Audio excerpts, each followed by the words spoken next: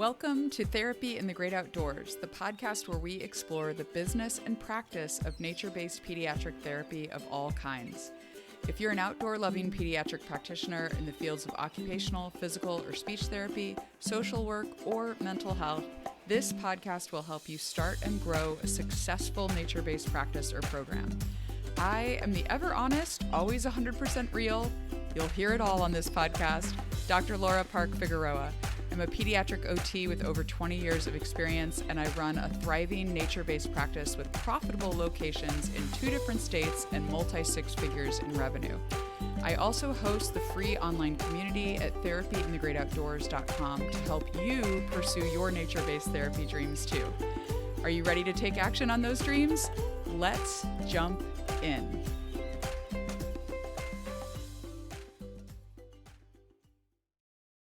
Hello, friends. Today is going to be a very vulnerable episode for me because I am going to talk with you about some really honest things that I've gone through in my business, and I want to share them with you in order to help you in your nature-based business.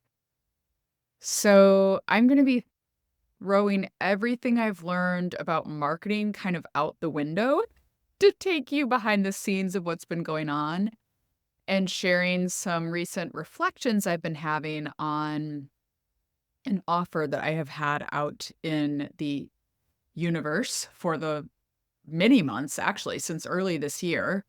And I want to pull back the curtain and share with you the type of things that I think most of us wish we could see inside of other people's businesses to kind of see what goes on behind the scenes.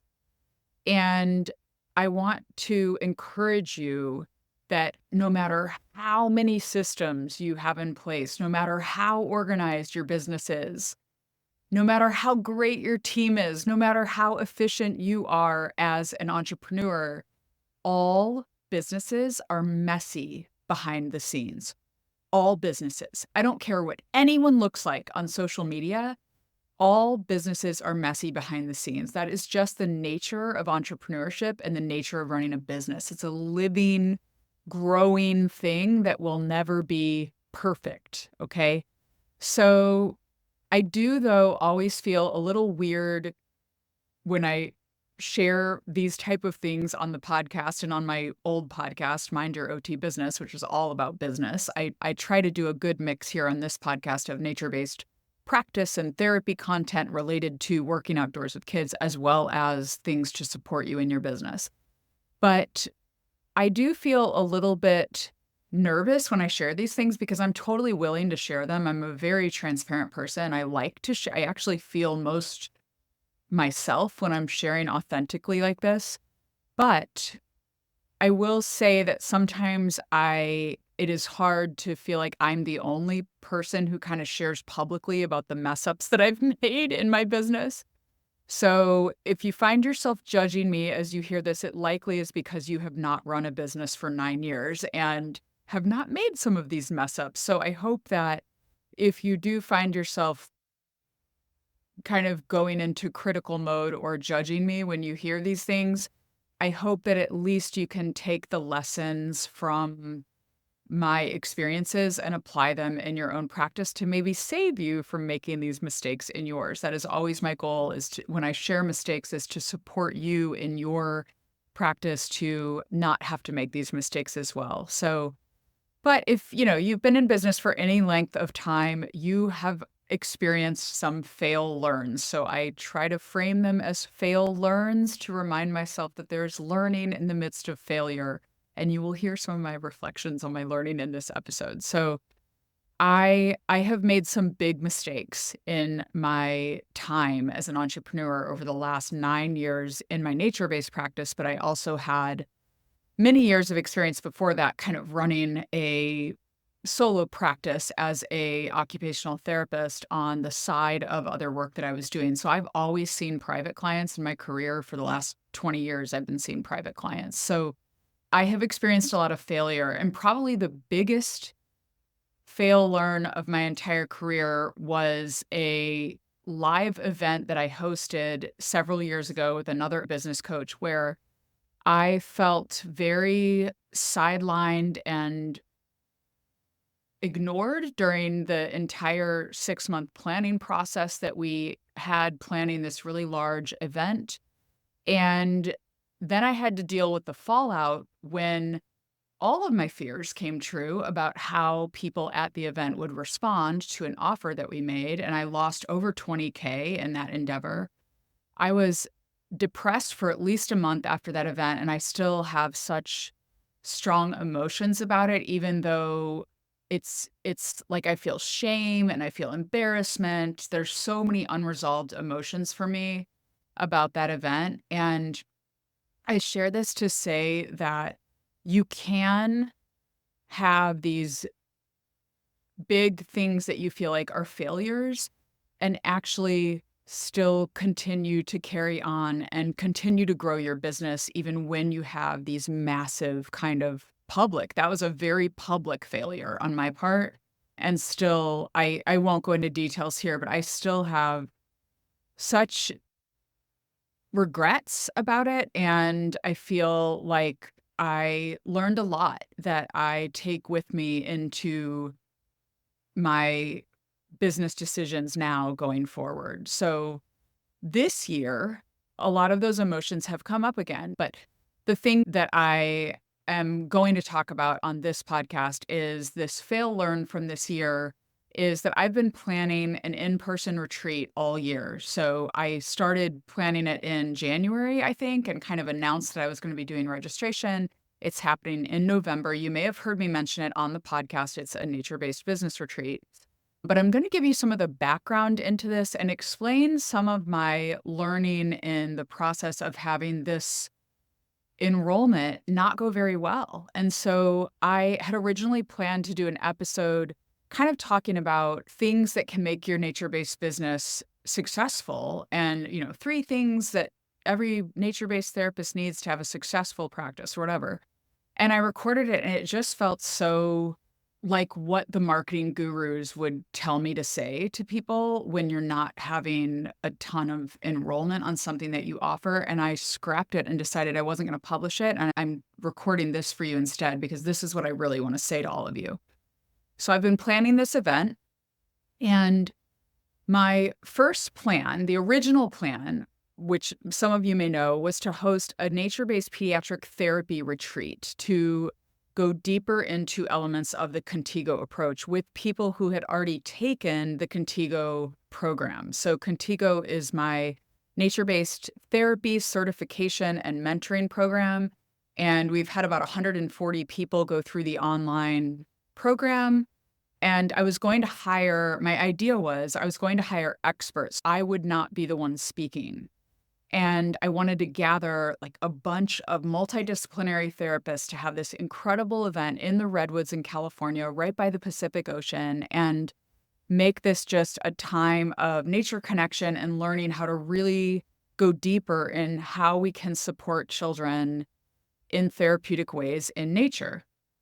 And experts were going to cost it depended on how many I was going to bring, but I got bids from people between $10,000 and $20,000 to have someone come and facilitate a few sessions for the weekend. So I was folding that into the cost. And then when I marketed this event and got really excited about this speaker who was going to come, and I had a couple other speakers that I was possibly going to bring as well. The problem was when I started marketing it that almost no one enrolled. So I think we had 2 or 3 people enroll by the early registration deadline. And generally, when you are launching something like this is where I will get into talking about things that may help you in your nature-based practice. I promise you these lessons I'm going to share are relevant for your practice, not just an online business. I'm using my experience to share this with you and help you apply this in your nature-based practice. So I was going to hire experts, and when I started marketing this, we only got 2 or 3 people to enroll before the early registration deadline. So this is a strategy that you can use in your nature-based practice to test out ideas or new programs that you want to have, is you can make an early registration deadline that gives you enough time to know if there's interest in that event or that program or that service that you are going to offer. And so when I only had those 2 or 3 people enroll, I realized that this was not going to happen.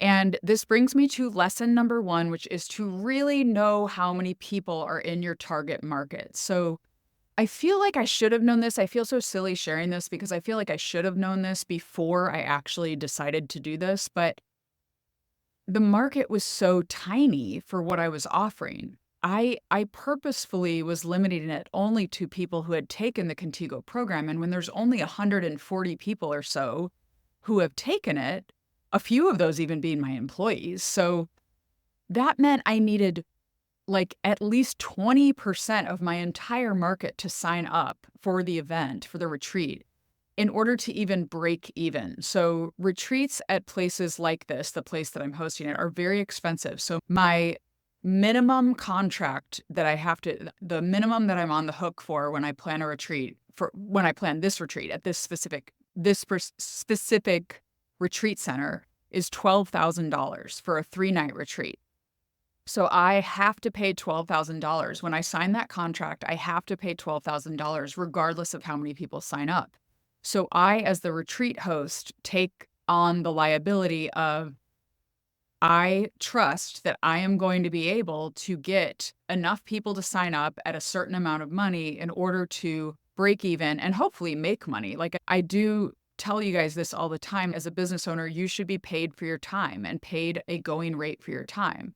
So my consulting rate when I do business, like one-on-one business coaching, which I don't do very often anymore, I usually only do it with clients that have been in my group program, but I charge $200 an hour for my time. So basically when I'm planning this retreat, that is what I'm kind of factoring in, like trying to figure out how much time am I going to spend working on this and be able to make a profit for facilitating the retreat. Now, at an in-person event, like I love in-person events. So part of me was like, I don't even care if I make money on this. Yes, all of us should be thinking about paying ourselves from our businesses when we are running a business.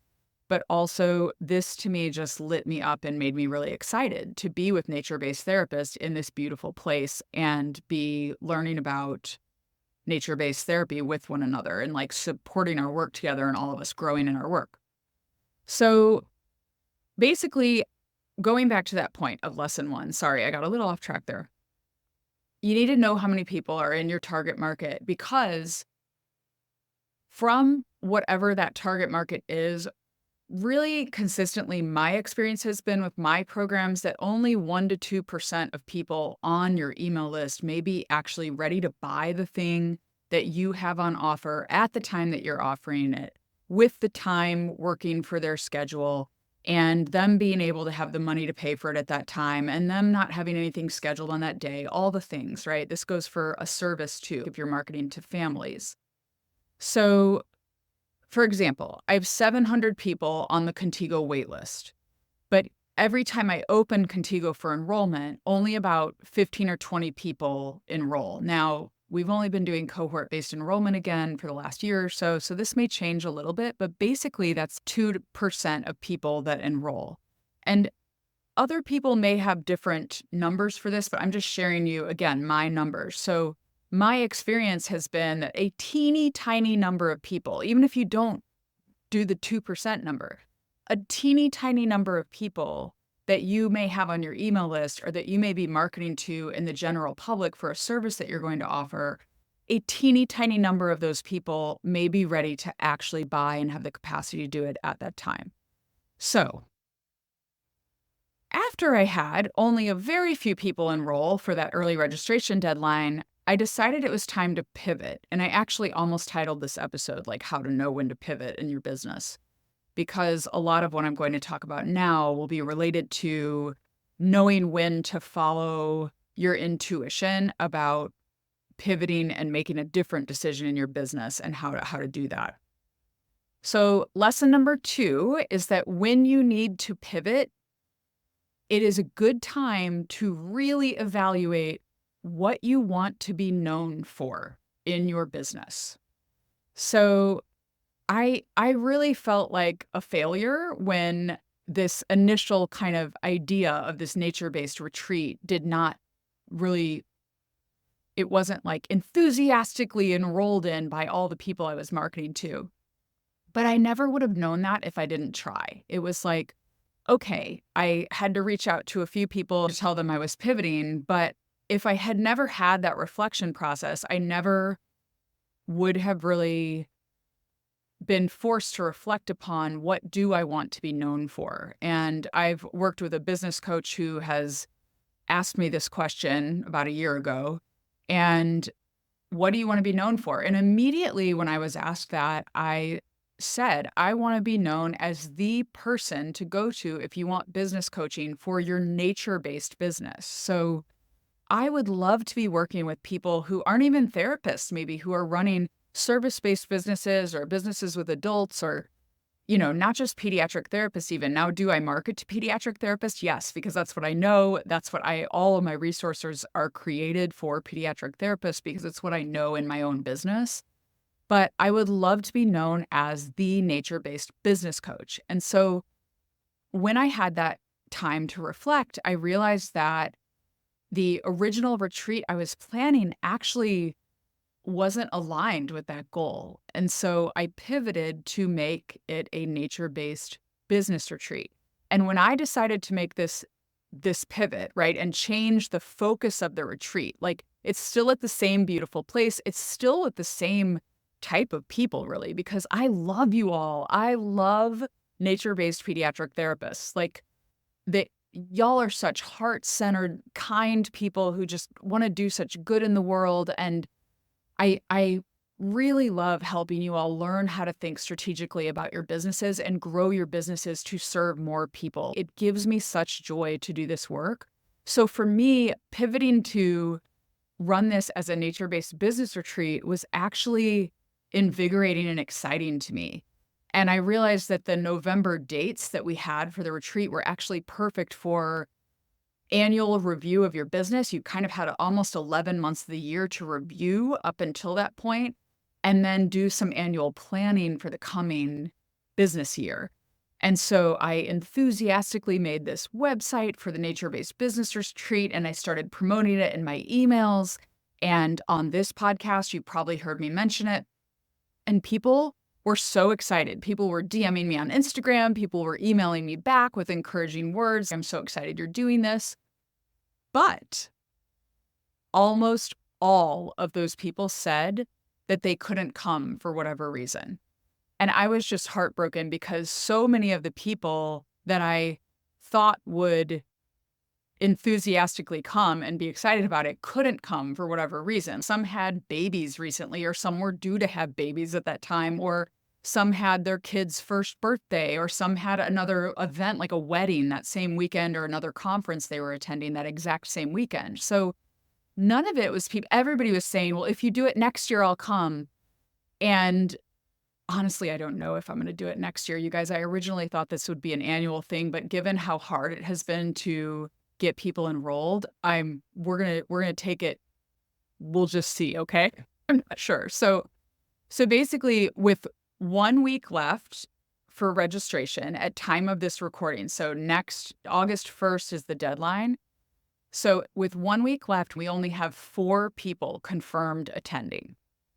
So that leaves me working for free, obviously, and paying over $8,000 to host the event, plus working all the hours to plan the workshops we're going to do and edit and print the workbook and be gone for the weekend to facilitate, fly there and facilitate, which again, I'm so excited and happy to do, but also just gutted that it's going to be costing my business so much money. So I realize we still have a week left at time of this recording that registration is open, but I will be honest that I have never had an in-person event that I've planned not filled to capacity by the deadline or have more people enrolled at this point in the open enrollment for the event. So, and this is where I'm going totally rogue with the marketing and sharing this publicly on the podcast, because what most marketing gurus would tell you to do is use scarcity and, try to convince people that they should come based on scarcity and lie about your numbers, say there's only 3 spots left or whatever.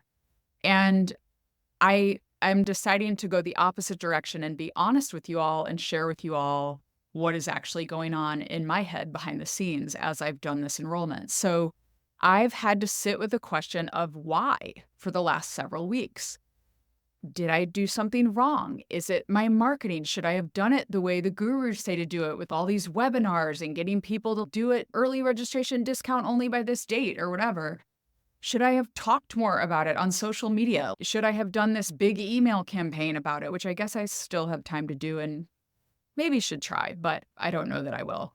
And then I start to spiral into a lot of doubts about myself, right? Is it even worth it? Like, I'm doing this weekly podcast. Is it even worth it? Do people even care? Should I shut down the free Tigo community? Is it worth it to keep it running? Is this because other people are better and all my offers are irrelevant? Is it the economy? Do people just not have money?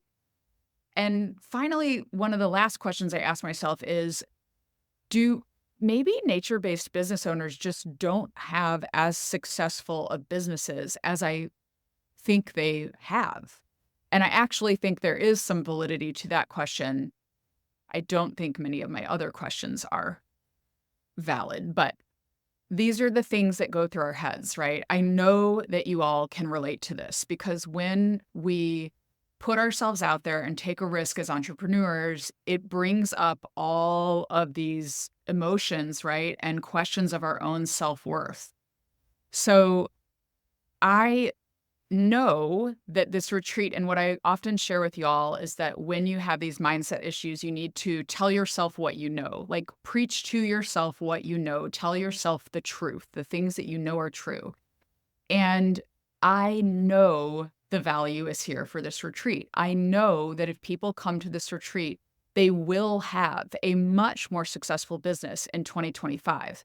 In fact, I would even guarantee it. So it's not that I don't believe in the offer that I have on the table here for everyone. I think it's one of the most valuable offers I've ever made, up there with the mastermind that I ran and my group coaching program. Like, it is one of the most valuable offers I've ever made as far as helping you in your business. Because all nature-based business owners need time away to work on the business where you don't have distractions at home, you don't have laundry, you don't have the kids around. So we need time to work on our businesses, and we need supportive community of people around us who are doing similar things so that we can see the potential that is there for our own businesses to achieve as well.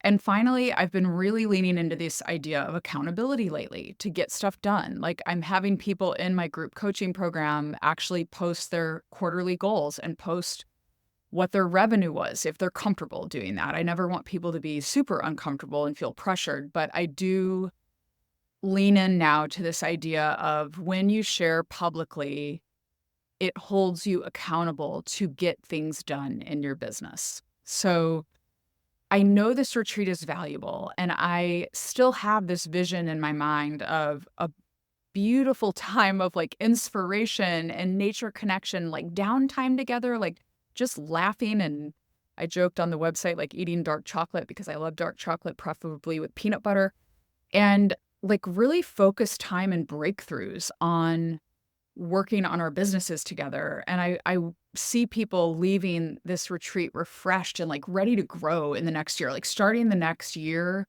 feeling prepared rather than feeling like you're scrambling, So that was the vision I had. But honestly, with so few people registered, I did contemplate canceling the entire thing.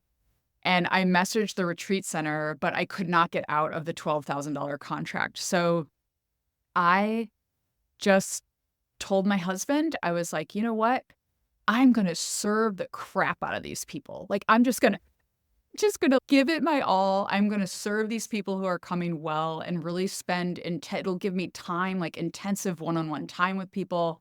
And I'm going to really deliver value for them and just pour everything I have into making this a phenomenal experience for the people who are attending, who have valued the offer and have bought in to be there together. And I want to deliver on that promise to them. So I stand by the value and I know that it's worth it. And at the same time, there are still 4 months until the retreat date. So I keep thinking, how could I pivot here? I've been thinking this, like, how could I pivot? Like, how could I help more people come to the retreat to share this experience with more people? So lesson number 3, which I realized like a week ago and finally have started implementing on it this week. Lesson number 3 is to always remember to value your current and your previous clients. I think sometimes we can't see the most obvious things because they are way too close to us for us to be able to see them. It's we're far-sighted in our businesses. We're always looking out ahead, but we don't see the things that are right in front of us as entrepreneurs. So it occurred to me just last week that I hadn't really reached out personally to my current clients. And I spend a lot of time inside of my programs really serving the people in those programs, right? Focusing on what we are getting done in the curriculum in the program. And so I haven't talked a lot about the retreat on any of our coaching calls or in the Contigo mentoring calls that we've done. And I realized that maybe I could wait until the deadline and then reach out to people to offer special incentives for people that have been my current clients if we don't fill by the deadline, right? I had considered doing that. And then, I thought, no, like that's not how I want to run my business. I actually don't want to wait for the final registration deadline. And I want to let these people know that I value them because they these are the people that I have reached out to thus far, and I'm not fully down my list yet, you guys. I wanted to personally invite people who have been very active in my current and recent programs. Because those are specifically the type of people that I want to be with at this retreat, my quote unquote dream clients, you might say. So you've probably heard that before, like your ideal customer or your client avatar. There's all these words in marketing guru speech. But when you are working in your nature-based practice, again, I'm trying to relate this to you as a nature-based practice owner, not an online business owner. I still think this applies. I still think we should be thinking about who are our ideal customers? Who do we want to work with? And we should be honoring that the current ideal customers that we have, how can we serve them well? How can we actually reward them for being action takers and investing in our services? So I have emailed several people personally now who are in my current programs or who have recently been in my current programs and offered them a good discount to be able to make cost less of a factor in their decision-making about whether or not they attend the retreat. And I feel so good about doing this because it rewards those people, like I said, who have already invested in working with me in the past. And many of these people that I have sent emails to have spent upwards of $5,000 on my program, some of them even more. So I feel so great about honoring them by serving them for free at this retreat because I'm offering them basically to come at the cost that the retreat center is charging me. Like I won't be making any money on it. And I want to give them a fabulous experience and help them grow their business even more next year. So it feels like a win-win in order to be able to offer something to my current clients. And it's okay. I still want to meet you if you want to come and you are not a current client of mine. I love meeting new people and I love bringing people into this nature-based business owner community because it's just, I don't even know. I need to clarify my language on this more, but I feel like when you get a bunch of nature-based business owners together, there is a shared understanding of the work that we're doing, and it's just like a happy place. So once I did this, once I sent these emails out, within an hour, I had 4 more people saying that they were likely going to enroll. And so now we have 8 people potentially coming, and that would mean 10 spots left if you're listening and you're interested. When I think about having these exact 8 people together, I know all of them personally, well, from online, not personally like in person, but from online work with them.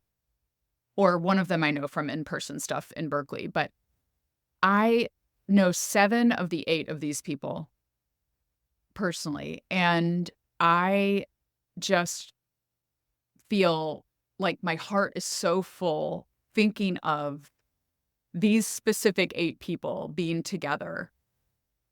I think it's gonna be my original dream, you guys. I think it's going to be the original dream that I had of us workshopping, working on our businesses together, and spending downtime in the redwoods and on the ocean at the beach, and just being very intentional about planning for our businesses for next year. So I I am really thrilled, honestly. So I probably will not make any money on this event, and that is okay. I always tell my husband that this nature-based business niche probably isn't gonna, like, make me a million well, it's not gonna make me a millionaire. It won't make me rich, right?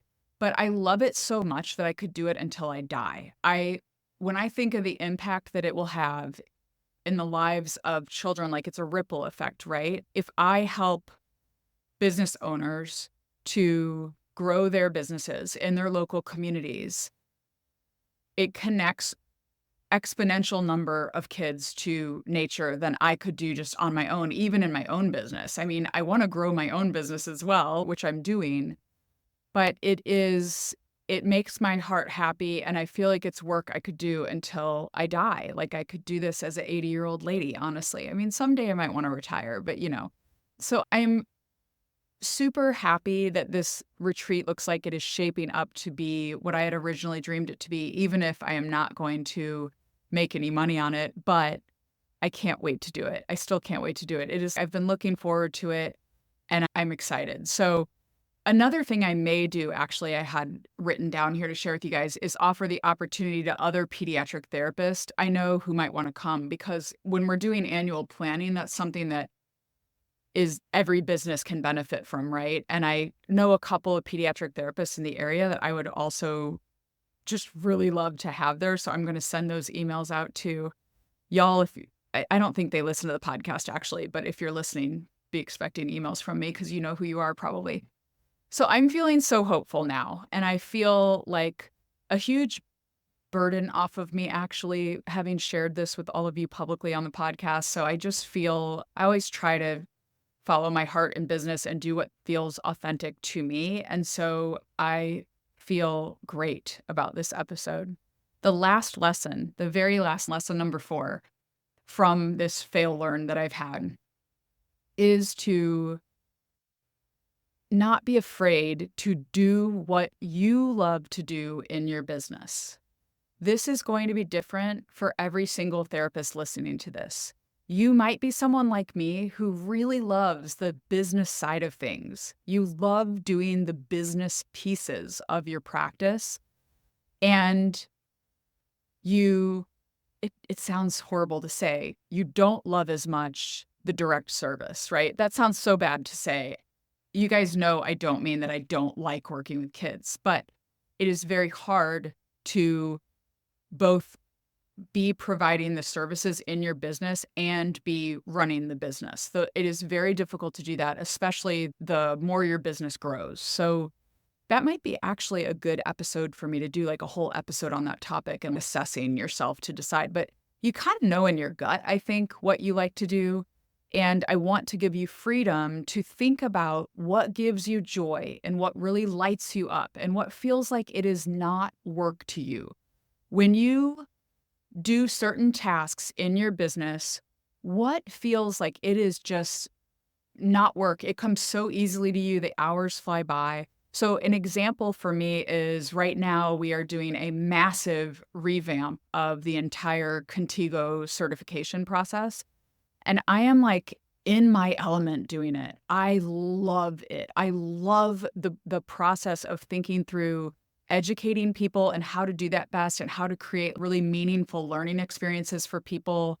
I just get I could work on it all day, every day. I mean, I love doing this kind of thing. I love organizing systems in the business and thinking of ways to serve my current people better. And I know I've been talking a lot about the therapy and the great outdoors business, but that is the business that this podcast is part of. So that is an example of how I know that's what I like to do best in the business, is creating those systems and working on the business end of the business. Like, how can we serve the customers really well?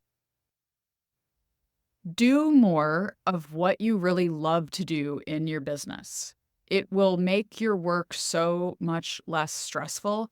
And then outsource the things that you do not want to do, that you don't like doing. Okay. Business is my favorite topic. And if I can grow my nature based practice and also help all of you grow your nature based businesses through this podcast and through my offers in the therapy and the great outdoors business, then I'm helping connect kids to nature by doing what I love most. And the way that all of us can have the greatest impact in this world is to do what you love the most, because you won't burn out doing that. You're not going to burn out when you do that. So that's it, friends. If this heart to heart has made you want to come to the business retreat, because the people who are coming are incredible. Like, I can't wait. They're incredible business owners. You can go to therapyinthegreatoutdoors.com/retreat to sign up until August 1st. And then coming up on the next few episodes, I wanted to give you a little preview because I'm really excited about the next few episodes after this one. So we have a series that we're going to be doing on not really wilderness. I'm going to call it outdoor first aid. So Nicole Roma Thurl from Institute for Wild Med is coming on the podcast. We've recorded 2 of the 3 episodes, and it is so good. She is so good. So we're going to talk about things that we need to be aware about when running programs for children that encourage risky play. And then one of the episodes is on basic critical first aid skills that we all need to have as outdoor therapists. And finally, I'm really excited. We're also going to do an episode on mental health first aid. So if that is a unfamiliar topic to you, as it is to me, stay tuned because we're going to learn all about it. Nicole was such a fabulous guest, and we intended to do 1 podcast. And then I was like, let's do 3 because she's so wonderful. And she's going to have a discount code for all of you for the Institute for Wild Med classes. They have online classes in CPR first aid, wilderness first aid. They're going to launch a course soon, I think, on wilderness mental health. And so you will want to tune in to get that code to get 20% off of any of their classes. So that's it. Those are coming in the future weeks. So stay tuned for those, and I will talk to you next week. Bye. Thanks for joining me today for Therapy in the Great Outdoors. If you want valuable advice as you start or grow your nature-based pediatric practice, get my free ebook, The Nature-Based Practice Roadmap. It is a guide to help you focus and avoid costly mistakes as you start or grow your outdoor work with children. In it, I share the 4 stages of nature-based practice, what you need to focus on and common mistakes to avoid in each stage, plus a checklist of specific action steps for you to take at each stage in the process. Get it at therapyinthegreatoutdoors.com/roadmap. So until next time, get outside, connect, reflect, and enjoy therapy in the great outdoors.